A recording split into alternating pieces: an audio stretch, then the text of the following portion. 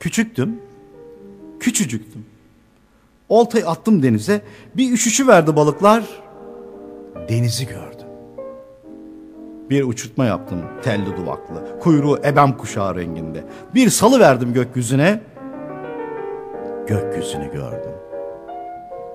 Büyüdüm, işsiz kaldım, aç kaldım.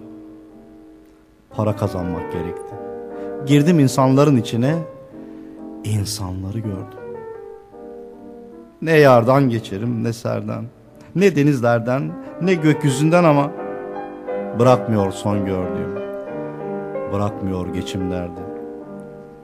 Oymuş diyorum zavallı şairin görüp göreceği.